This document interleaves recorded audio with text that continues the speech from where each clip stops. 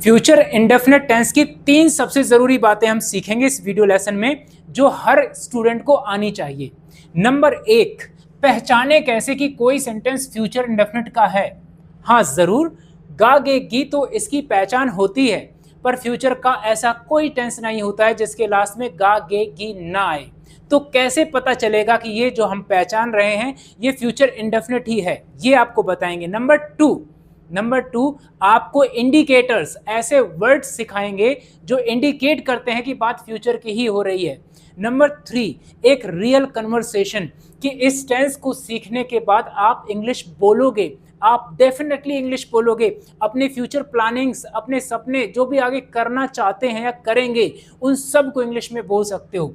तो सबसे पहले शुरू करते हैं सबसे ज़रूरी बात, कि हमें कैसे पता चले कि जो सेंटेंस लिखा है मेरे सामने या मेरे दिमाग में आया है ये फ्यूचर इंडेफिनिट ही है। देखो, जब क्रिया वर्ब में ही गागेगी हो, यानी जब आपके सामने कोई क्रिया है, कोई सेंटेंस है, उस क्रिया में ही गागेगी लगा हुआ है। फॉर एग्जाम्पल, ध्यान से समझना, क्योंकि एक बार पहचान समझ गए तो आधी जीत तो आपकी अभी हो जाएगी। क्योंकि अगर मुझे टेंस का क्लैरिटी ही नहीं है कि जिसकी मैं ट्रांसलेशन कर रहा हूं वो फ्यूचर इंडेफिनिट है भी या नहीं, तो हम ट्रांसलेशन कैसे करेंगे कि फ्यूचर में तो 4 टेंस होते हैं।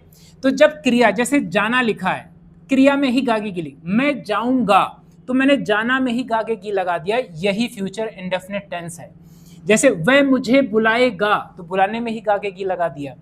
हम मूवी देखेंगे, देखने में ही गागेगी लग गया।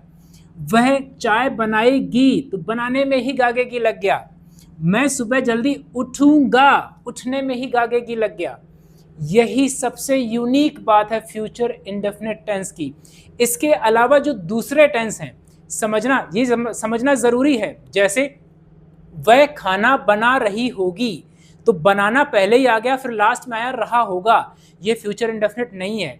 मेहमान घर पहुंच चुके होंगे, पहुंचना पहले ही आ जाता है, फिर लास्ट में आता चुके होंगे, तो ये भी फ्यूचर इंडेफिनिट नहीं है।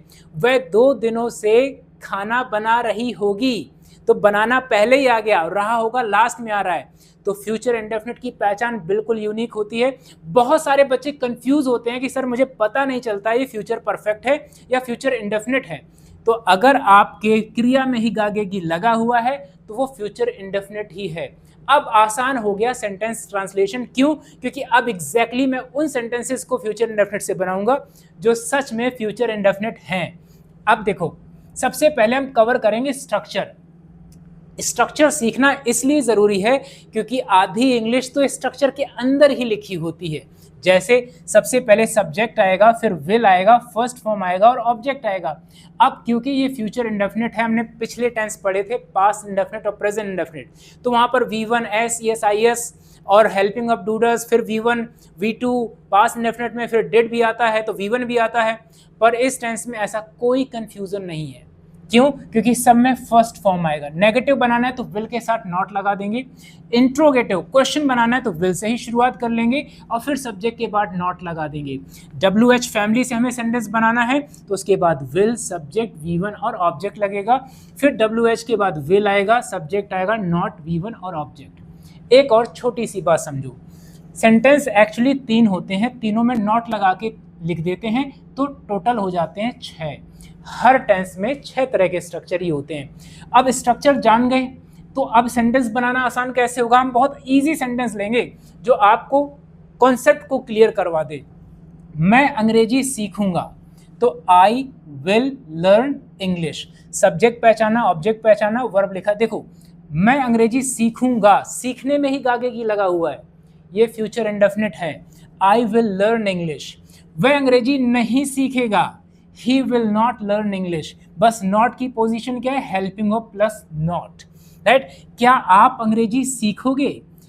Will you learn English. इस क्या की इंग्लिश वॉट नहीं लिखते हैं, हेल्पिंग वर्ब लिखते हैं। क्या वह अंग्रेजी नहीं सीखेगा?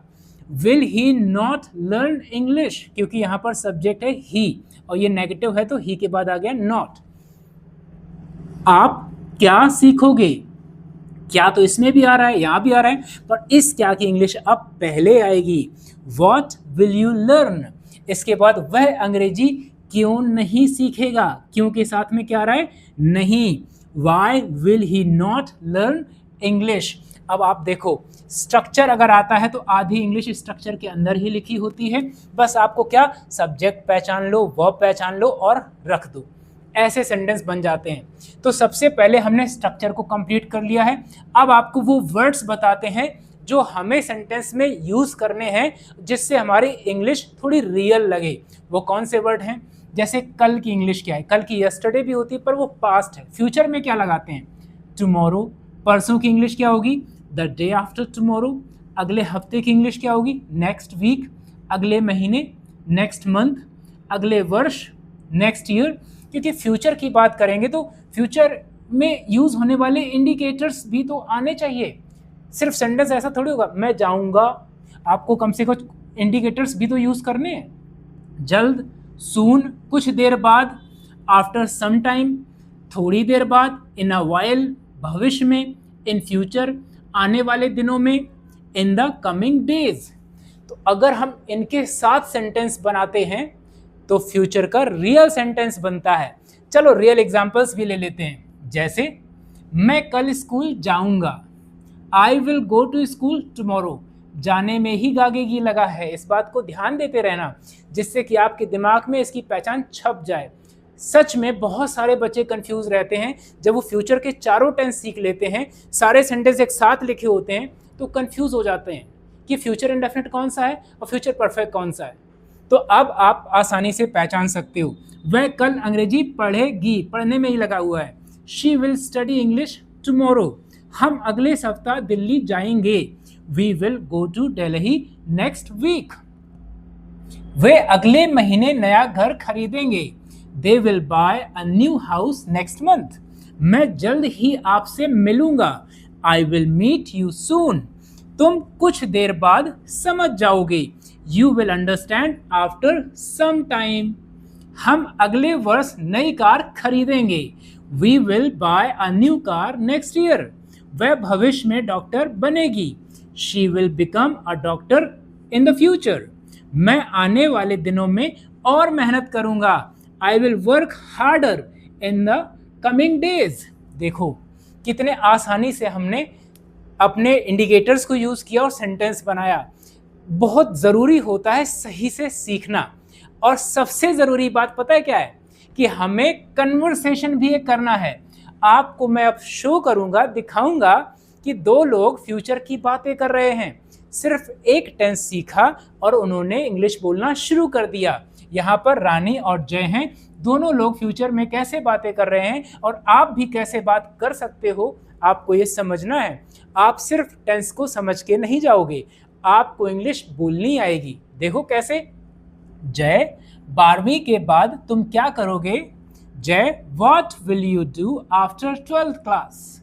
मैं एक अच्छी नौकरी पाऊंगा और अपने माता पिता को गर्व महसूस कराऊंगा। I will get a good job and make my parents proud. वाह, मैं भी अपने सपनों को पूरा करूंगी।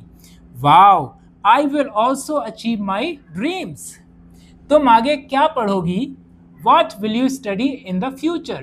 आगे के लिए आप इन द फ्यूचर का यूज कर सकते हो। मैं इंग्लिश पढ़ूंगी और अपनी स्पीकिंग बहुत अच्छी करूंगी। I will study English and improve my speaking skills. यह तुम्हारे लिए बहुत फायदेमंद होगा। That will help you a lot. और तुम क्या सीखोगे? And what will you learn? आप इसको फील करो। दो लोग आपस में एक टेंस सीखने के बाद बात करना शुरू कर दिए हैं। सिर्फ फ्यूचर इंडेफिनिट टेंस है। सिर्फ पहचान जानना काफ़ी नहीं है, स्ट्रक्चर जानना काफ़ी नहीं है। हम सीखते हैं इंग्लिश बोलने के लिए, तो सीखो और बोलो। मैं कंप्यूटर सीखूंगा और नई स्किल्स विकसित करूंगा। I will learn computers and develop new skills. क्या तुम किसी बड़ी कंपनी में काम करोगे? Will you work in a big company? देखो क्या से शुरू हो रहा है। स्ट्रक्चर इसीलिए सीख लेते हैं एक बार में क्लियर, जिससे कि हम आसानी से सेंटेंस बना सकें। हाँ, मैं एक बड़ी कंपनी में काम करूंगा, शायद मैं विदेश भी जाऊंगा। Yes, I will work in a big company. Maybe I will go to abroad too. यह तो बहुत रोमांचक है।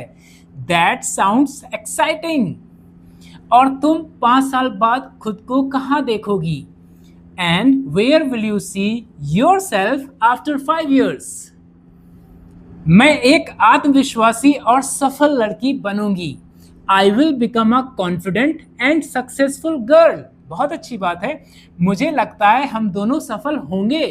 आई think we will both succeed. आप देख रहे हैं सिर्फ फेक टेंस चल रहा है, फ्यूचर इंडेफिनिट, और दो लोग इंग्लिश में बात कर रहे हैं क्योंकि वो बात करना चाहते हैं और आप भी कर सकते हो और आप बात करोगे। हाँ, अगर हम मेहनत करेंगे तो हम अपने सारे सपने पूरे करेंगे। Yes, if we work hard we will achieve all our dreams. अपने सपनों के लिए मेहनत करना मत छोड़ना। Don't stop working for your dreams. बिल्कुल नहीं, तुम भी मेहनत करते रहना। Of course not, you also keep working hard. जरूर, मैं अपने लक्ष्य पर ध्यान दूंगा। Sure, I will stay focused on my goals. अच्छा, फिर मिलते हैं। Okay, see you later. Bye Rani, फिर मिलेंगे। Bye Rani, see you again. तो सिर्फ टेंस मत सीखो, इंग्लिश बोलना सीखो। आपने देखा, न केवल आपने चैप्टर को समझा बल्कि ये भी समझा कि आप इंग्लिश में बोल सकते हो। तो आप भी अपने फ्यूचर की बातें करना इंग्लिश में शुरू कर दीजिए।